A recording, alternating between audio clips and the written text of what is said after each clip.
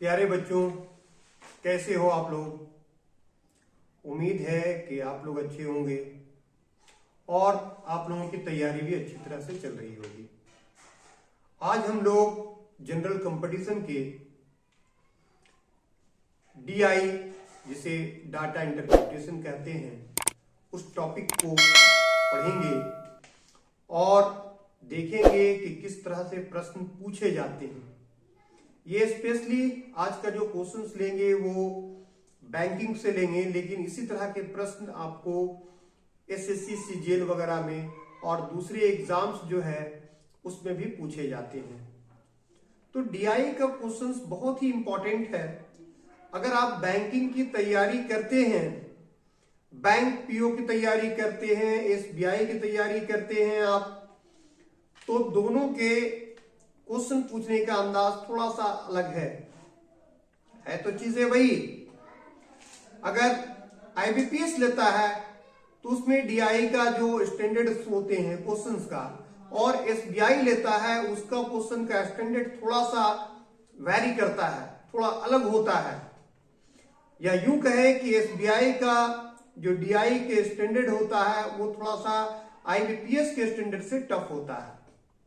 अब अक्सर स्टूडेंट में ये कंफ्यूजन होता है कि डीआई की तैयारी करें तो किस तरह से करें, कैसा क्वेश्चन आएगा और क्या पढ़ें हम डीआई के अंतर्गत जिससे हमारा एग्जाम्स क्रैक कर जाए।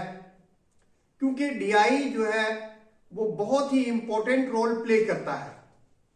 अगर डीआई में कमांड हो गया आपका, या यूं कहें कि सही सही आप बना लिए, तो एग्जाम को क्रैक करना बहुत ही आसान हो जाता है। स्पेशली जो प्रोफेशनल ऑफिसर की तैयारी कर रहे हैं, पीओ के लिए कर रहे हैं या एसओ के लिए कर रहे हैं, स्पेशलिस्ट ऑफिसर के लिए, उसके लिए।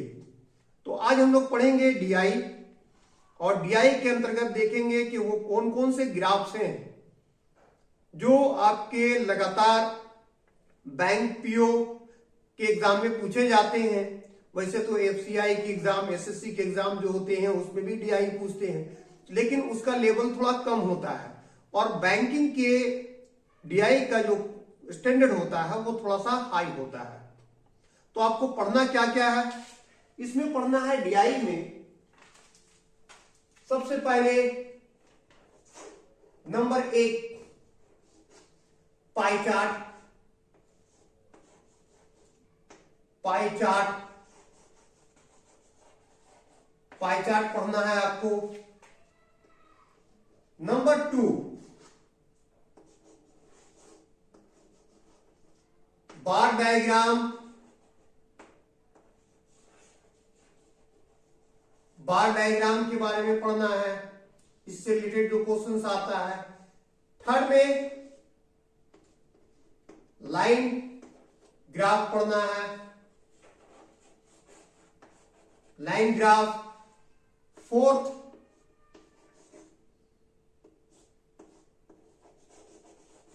Table chart,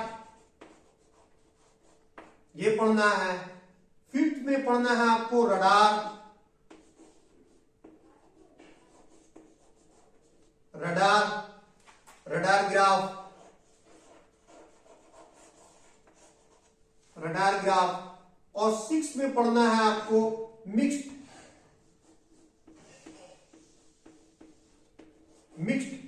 graph. तो यही 6 तरह का ग्राफ पढ़ना है आपको। अगर ये 6 ग्राफ पढ़ लिए और 6 ग्राफ की तैयारी अच्छे से हो गई, तो बैंक पीओ बनने का जो सपना है आपका, जो ख्वाब है, जो ड्रीम है, वो पूरा हो जाएगा। सिर्फ जरूरत है कि इसके आपको तमाम ग्राफों को अच्छे से पढ़ना और सीखना। अच्छा, डीआई में एक खास बात है कि डीआई का क्वेश्चन बड़ा होता है। एक क्वेश्चन जो आता है वो 4 या 5 क्वेश्चन पूछता है, जबकि एसएससी और दूसरे एग्जाम्स में जो है वो 2 या 3 क्वेश्चन पूछा जाता है। लेकिन आमतौर से एक सपोर्ट डाइट अगर पाई चार्ट दे देगा तो इससे आपको 4 या 5 सवाल पूछेगा। अगर बार डायग्राम देगा तो इससे भी 4 या 5 सवाल पूछेगा। तो इस प्रकार अगर 2, 3 या 4 ग्राफ दे दिया तो करीब 15 से 20 सवाल पूछता है वो। और सिर्फ डीआई पे अगर कमांड हो गया तब आपका बैंक पीओ का बनना सपना जो है वो पूरा हो जाएगा, आप आसानी से बना लोगे। अब रहा कि क्वेश्चन ये बड़ा होता है, क्वेश्चन बड़ा होता है तो क्वेश्चन बड़ा होने से स्टूडेंट घबरा जाते हैं कि बनेगा कैसे। तो आज सारे डर को आज हम दूर करेंगे और आपको दिखाएंगे कि देखो जो डीआई का क्वेश्चन आता है वो कैसा क्वेश्चन आता है और इसको हम लोग सॉल्व कैसे करते हैं, इसकी शॉर्ट ट्रिक्स क्या है, इसको बनाने का वो अमेजिंग ट्रिक क्या है, किस ट्रिक के बारे में बात करते हैं जो क्वेश्चन को देख करके ही आप आसानी से बना सकते हो। सवाल भले बड़ा होता है बट जो उसका आंसर होगा वो बहुत छोटा होता है। क्लियर है? तो वन बाय वन हम लोग सारा पढ़ेंगे, पहले पाई चार्ट, फिर बार डायग्राम, फिर लाइन ग्राफ, फिर टेबल चार्ट, फिर रडार ग्राफ और फिर mixed graph. One by one सारे ग्राफ को हम लोग पढ़ेंगे और एक एक करके पढ़ने के बाद देखेंगे कि किस तरह से सवाल पूछा जाता है और कैसे बनेगा। तो आज का क्लास जो हमारा होगा, आज पहला पढ़ेंगे हम लोग वो है पाई चार्ट। आज फर्स्ट पढ़ेंगे हम लोग पाई चार्ट।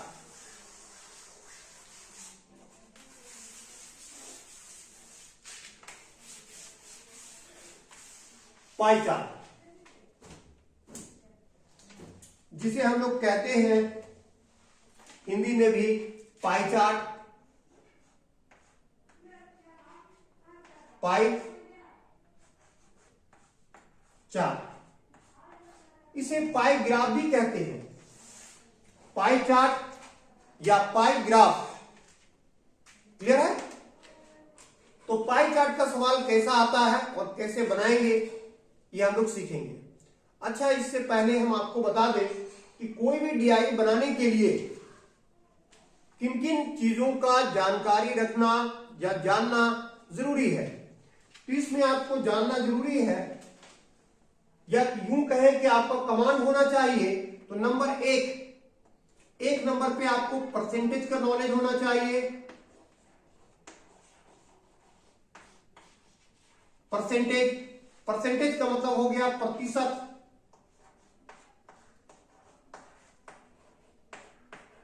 प्रतिशत या प्रतिशतता जो कहें, प्रतिशतता, इसका नॉलेज होनी चाहिए। ये आप अच्छे से अगर आपको जानते हो तब तो बनेगा। दूसरा एवरेज, सेकंड में है एवरेज मतलब औसत की जानकारी होनी चाहिए। थर्ड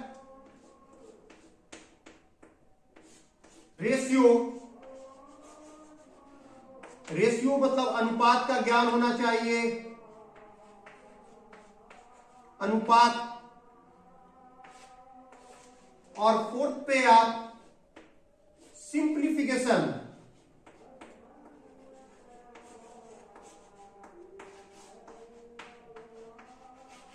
सिंप्लीफिकेशन का कुछ ज्ञान होनी चाहिए, मतलब सरलीकरण।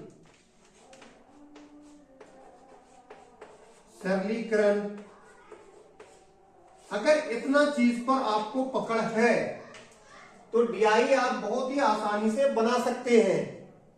अगर परसेंटेज जानते हैं, एवरेज जानते हैं, रेशियो जानते हैं, सिंप्लीफिकेशन जानते हैं, अर्थात प्रतिशत, औसत, अनुपात और सरलीकरण पर अगर आपको कमांड है तो आप डीआई का कोई भी प्रश्न को आसानी से बना सकते हैं। प्रश्न जो है आमतौर से दोनों भाषा में दिया होता है, इंग्लिश और हिंदी।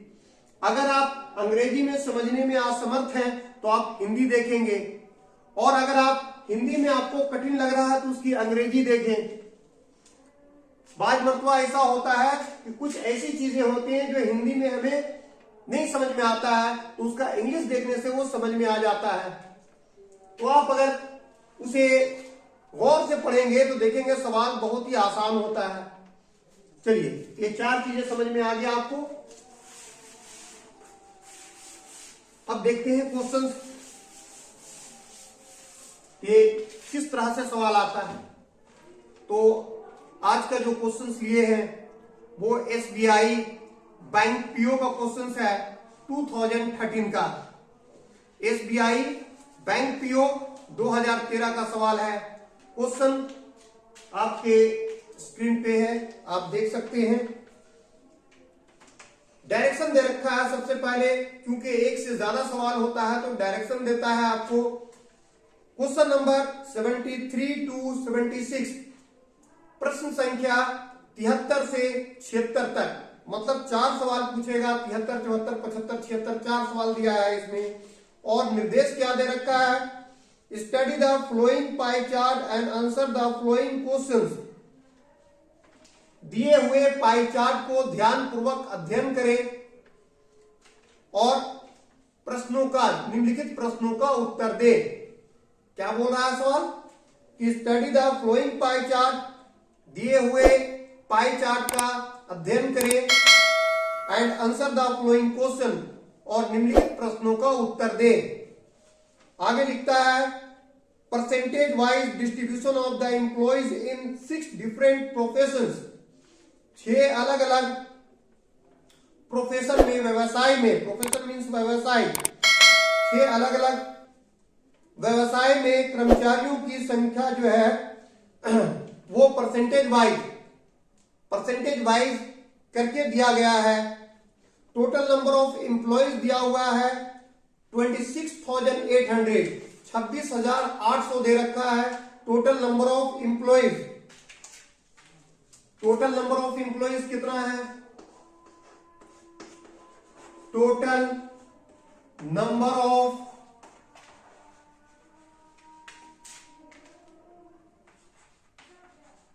एम्प्लॉइज दिया हुआ है 26,800।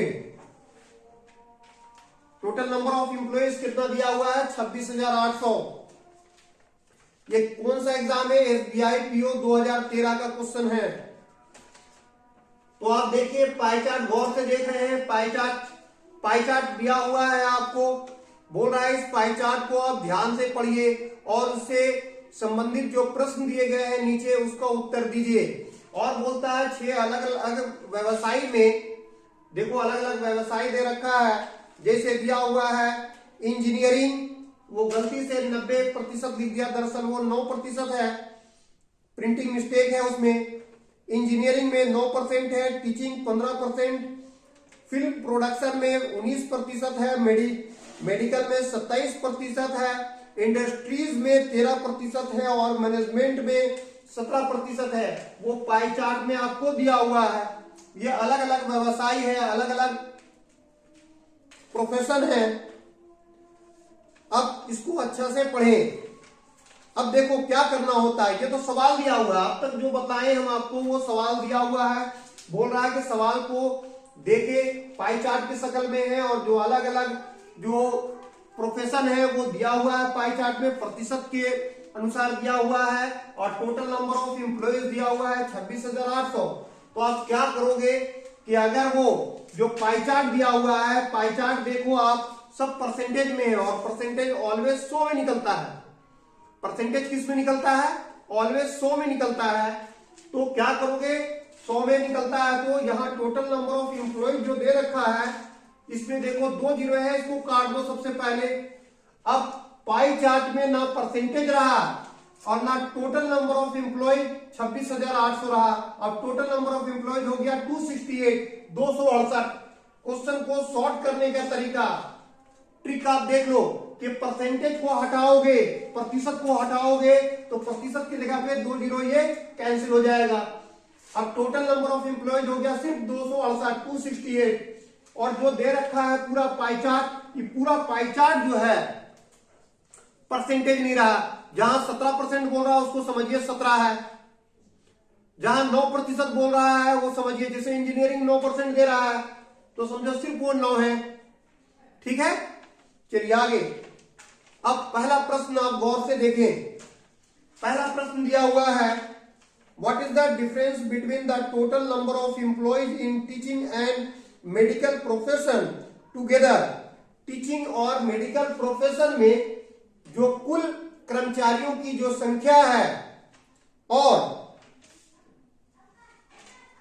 And the number of employees in the management profession, और number of employees in the management profession, और मैनेजमेंट प्रोफेशन में जो व्यक्तियों की संख्या है उसके बीच के अंतर जो है वो निकालने बोलता है कि बताइए क्या है, व्हाट इज द डिफरेंस, क्या अंतर है किसके बीच, बिटवीन, दो लोगों के बीच बोल रहा है, दो प्रोफेशन के बीच बोल रहा है कि what is the difference between the total number of employees in teaching and medical profession.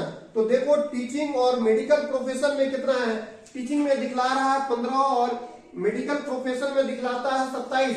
आप 15 और 27 दोनों को जोड़ दो, ये एक साथ हो गया, और बोलता है ये टीचिंग और मेडिकल ये दोनों एक साथ बोल रहा है, और किसके बीच अंतर बोल रहा है, मैनेजमेंट, मैनेजमेंट में कितना दे रखा है 17, इनके बीच का अंतर निकाल लें, क्योंकि आपको हम पहले ही बता दिए कि परसेंटेज खत्म हो गया, ये 15% और ये 27% है, टीचिंग 15% दिया हुआ है, अब 15% नहीं सिर्फ 15 समझेंगे, ठीक है, और ये 27 दोनों को जोड़ देंगे आप, ये हो जाएगा 42 42, और ये कितना बच रहा है 17, 42 में से 17 घटाओगे तो ये आएगा 25 25, सिर्फ कितना हो गया 25, तो इनका बीच का अंतर बोल रहा है। तो देखो ये 25 है तो 25% नहीं निकला, सिर्फ इसको इससे मल्टीप्लाई कर दो तो आपको आंसर मिल जाएगा। तो पहला सवाल का जवाब क्या है, टोटल डिफरेंस कितना आया 25, टोटल अंतर आया, डिफरेंस आया फिर 25 25, इसको मल्टीप्लाई कर दो 268 से, ठीक है, 268 से मल्टीप्लाई कर दोगे, then you will get the answer. समझ में आ गया। तो टीचिंग और मैनेजमेंट के बीच, टीचिंग और मैनेजमेंट के बीच जितने एम्प्लॉयज हैं और उसके बाद मैनेजमेंट में जितने एम्प्लॉयज हैं इनके बीच का अंतर कितना आया 25%, तो गया 25% नहीं सिर्फ 25 है, 25 को आप 268 से गुना कर दो, जब गुना करोगे आप तो कितना आएगा, चलो गुना करके देख लो, गुना करो, 25 को 8 से गुना करेंगे, 25 8 200, 200 का हो जाएगा 0, बचेगा कितना 20, 25 छक 150, 150 में 20 जोड़ोगे 170, 170 का 0, बचेगा कितना 17, 25 गुना 50, 50 और 50 में 17 जोड़ दोगे तो आ जाएगा 67, तो आपका यही आंसर हो गया, 6700 इज योर रिक्वायर्ड आंसर, वो आपका आंसर निकल गया। आप देखोगे ऑप्शन नंबर कौन सा है, option number C, option number C जो है वो आ रहा है 6700, तो ऑप्शन नंबर सी जो है वो आंसर होगा। देखिए कितना आसान होता है प्रश्न, सिर्फ प्रश्न को पढ़ के समझना जरूरी है, अगर समझ गए तो बहुत आसानी से बना लोगे। क्लियर है। चलिए दूसरा सवाल लेते हैं हम लोग, सेकंड क्वेश्चन।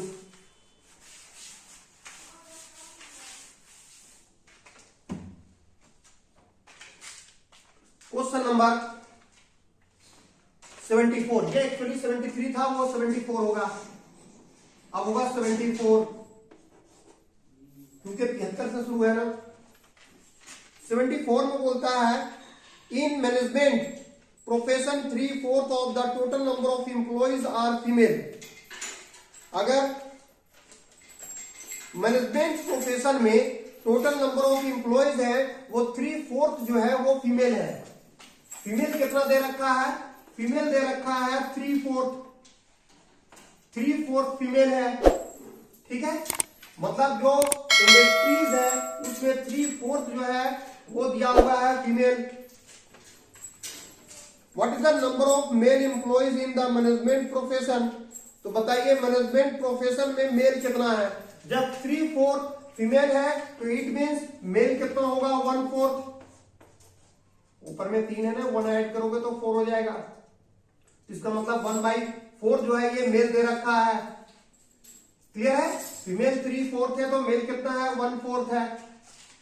अच्छा ये किसका दिया हुआ है, मैनेजमेंट प्रोफेशन। आप मैनेजमेंट प्रोफेशन में देखो, मैनेजमेंट प्रोफेशन कितना दिखला रहा है पाई चार्ट में 17, मैनेजमेंट प्रोफेशन 17 है, 17 का कितना निकालोगे 1/4 निकालोगे तो क्या निकलेगा मेल, 17 का 1/4 निकालो और इसको मल्टीप्लाई कर दोगे कितने से 268 से मल्टीप्लाई कर दोगे तो आ जाएगा आपका आंसर अब यहां देखो 4 एक है 4, 4 छक 24, 2 बचेगा, 4 सत्ते 28। गुना कर दो इसको, गुना कर दोगे आप तो आ जाएगा 1139। ऑप्शन नंबर देखो सी, यही आपका आंसर होगा। गुना करने तो आप जानते हो, ई है, सॉरी ई, ऑप्शन नंबर ई।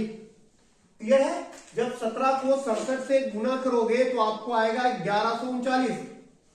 ठीक है, when you multiply 70 with the 67 then you will get 1139, that is your answer। ये आपका आंसर होगा। क्लियर है? कहीं पर डीआई में लगता है कि बहुत टाइम टेकन वाला है, मुझे समझाने में थोड़ा वक्त लग रहा है, ठीक है, नहीं तो खुद बनाओ तो एकदम फटाफट क्वेश्चन देखो और फटाफट आंसर हो जाएगा। आगे हम सारा डीआई आपको बताएंगे 1 by 1। चलिए क्वेश्चन नंबर 75, 74 के बाद 75। क्वेश्चन नंबर 75 देखिए आपके स्क्रीन पे है। What is the total number of employees in engineering profession and industries profession. बोलता है इंजीनियरिंग व्यवसाय में और इंडस्ट्रीज व्यवसाय में दोनों में कुल कितने एम्प्लॉइज हैं। तो देखो इंजीनियरिंग दे रखा है 9%। अब पाई चार्ट में देखो इंडस्ट्रीज में दिया हुआ है 13 इंडस्ट्रीज है और 9% दिया हुआ है किसका, इंजीनियरिंग में। दोनों को जोड़ दोगे तो 13 और 9 मिलके हो गया 22। 13 + 9 = 22, 22 हो गया। सिंपली आप 22 को क्या करोगे, मल्टीप्लाई कर दोगे 268 से, तो आपका आंसर आ जाएगा। सिर्फ इसको आप मल्टीप्लाई कर दीजिए तो आपका आंसर आ जाएगा। मल्टीप्लाई करोगे तो हो जाएगा 5896। ऑप्शन नंबर डी, देखिए ऑप्शन नंबर डी है और यही आंसर हो गया। कुछ करना था, कुछ भी इसमें करने की जरूरत थी नहीं था। 9% और 13% दोनों को जोड़ देंगे बोल रहा है, कुल बताइए दोनों को जोड़ दिए 22 हो गया। हम परसेंटेज नहीं लेना है मुझे, क्योंकि हम पहले ही सॉर्ट कर चुके हैं उसे। तो 22 को सिर्फ 268 से गुना कर दीजिए, आंसर निकल गया। कितना आसान होता है डीआई। चलिए आखिरी सवाल, लास्ट क्वेश्चन बोलता है the teaching profession, in teaching profession में if 3/5 of the teacher are not permanent. Teaching profession में 3/5 जो है वो परमानेंट नहीं है। टीचिंग प्रोफेशन में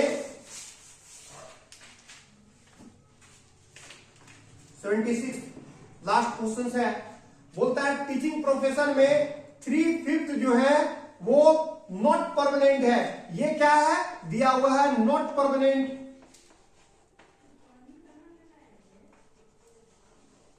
नॉट परमानेंट, परमानेंट नहीं है, अस्थाई नहीं है। कितना, 3/5। What is the number of permanent teacher in the teaching profession. तो बताओ पढ़ाने लिखाने में, टीचिंग प्रोफेशन में, शिक्षा व्यवसाय में कितने ऐसे टीचर हैं जो परमानेंट है। तो देखो 3/5 परमानेंट नहीं है, इसका मतलब परमानेंट कितना होंगे, 2/5। 3 में कितना जोड़ोगे कि 5 आएगा, तो 2, तो इसका मतलब क्या 2/5। ये सब शॉर्ट छोटे छोटे चीजें हैं, इसको आपको जानकारी रखना बहुत जरूरी है। और हम अपनी सारी वीडियोस में आपको हम शॉर्ट ट्रिक भी बता रहे हैं, कैलकुलेशन भी करना बताते हैं आपको, और किन किन बातों पे ध्यान रखना वो बताते हैं। तो 3/5 नॉट परमानेंट है, इसका मतलब परमानेंट है 2/5। अच्छा ये इतना दिए हुए हैं किसमें, टीचिंग में। अब टीचिंग में देखो कितना दिया हुआ है, टीचिंग देखो आपका पाई चार्ट में दिया हुआ है 15। तो 15 से गुना कर दो, इसको मल्टीप्लाई कर देंगे 15 से, और फिर ये टोटल निकल जाएगा। इसको किससे मल्टीप्लाई कर देंगे, 268 से। बस अब देखो 5 गए 5, 5 दिया 15, 3 दूनी 6, 6 को गुना करो, 6 8 48 का 8 बचेगा कितना 4, 6 छक 36 और 4 40, 40 का 0 बचेगा 4, 6 दूनी 12, 12 और 4 16, 1608। यही आंसर हो गया 1608। ये आप देखिए option number A. Option number A है 1608 ये आंसर होगा। तो इस तरह देखें आप कि पाई चार्ट जो दिया हुआ है एसबीआई पीओ 2013 में आया हुआ प्रश्न है, उनके 4 प्रश्न जो आए हुए थे कितनी आसानी से हम लोग बना दिए। टाइम लगा, with in the few second आप बना सकते हैं। अक्सर कहते हैं कि डीआई में ट्रिक्स नहीं होते हैं, नहीं, हम तो कहते हैं डीआई में भी ट्रिक्स है और सारा क्वेश्चन हम आपको इसी तरह से शॉर्ट ट्रिक से बना के दिखलाएंगे। सिर्फ क्वेश्चन को समझने की जरूरत है कि व्हाट द क्वेश्चन सेज, सवाल क्या कहता है। अगर आप सवाल समझ गए then you will solve the question within the few second, तो आप सेकंडों में उस तरह के प्रश्न को बना देंगे। ऐसा ही नहीं है कि सिर्फ पाई चार्ट, आज तो हम लोग पढ़े पाई चार्ट, फिर हम लोग पढ़ेंगे पाई चार्ट के बाद में बार डायग्राम भी, फिर पढ़ेंगे लाइन ग्राफ भी, फिर पढ़ेंगे टेबल ग्राफ भी या टेबल चार्ट भी, फिर रडार भी और फिर मिक्स भी। हर तरह के हम लोग डीआई पढ़ेंगे और देखेंगे कि प्रश्न कैसा आता है और उसे बनाने में क्या शॉर्ट ट्रिक अप्लाई किया जाता है। उम्मीद है कि आज की वीडियो आपको समझ में आया होगा, अच्छा लगा होगा। अगर वीडियो अच्छा लगा तो आप इसे लाइक तो करना भूले नहीं और साथ ही साथ अपने दोस्तों को शेयर भी करें। जो भी दोस्त आपके बैंकिंग के लिए तैयारी कर रहे हैं या फिर एसएससी सीजीएल की तैयारी कर रहे हैं, एफसीआई की तैयारी कर रहे हैं या दूसरे एग्जाम की तैयारी कर रहे हैं या मैनेजमेंट की तैयारी कर रहे हैं, चाहे कैट मैट जेट की हो, सारे में डीआई बहुत इंपॉर्टेंट रोल प्ले करता है। और अक्सर स्टूडेंट डरते हैं डीआई से, क्योंकि डीआई का कोई ऐसी बुक्स नहीं मिलेंगे आपको जो शॉर्ट ट्रिक्स के बुक्स हो जिसमें आपको शॉर्ट ट्रिक बताया जाता हो, या कोई ऐसे टीचर्स नहीं होते हैं जो शॉर्ट ट्रिक्स आपको बताते हैं। हम आपको हर तरह का डीआई को शॉर्ट ट्रिक से बनाकर दिखलाएंगे कि बनता कैसे है। क्लियर है? तो वो स्टूडेंट जो कहीं नहीं पढ़ रहे हैं या पढ़े तो उसका अब तक के डीआई क्लियर नहीं हुआ, उन्हें भी आप शेयर करें वीडियो को और कहें कि चैनल को सब्सक्राइब कर ले और बेल आइकन दबा दें ताकि हमारा जो भी वीडियोस अपलोड हो यूट्यूब चैनल पे वो सबसे पहले आप देख पाए, वो सबसे पहले नोटिफिकेशन आप तक पहुंच सके और इससे पूरा फायदा उठा सके। क्लियर है? चलिए आज के लिए इतना ही। Okay, thank you.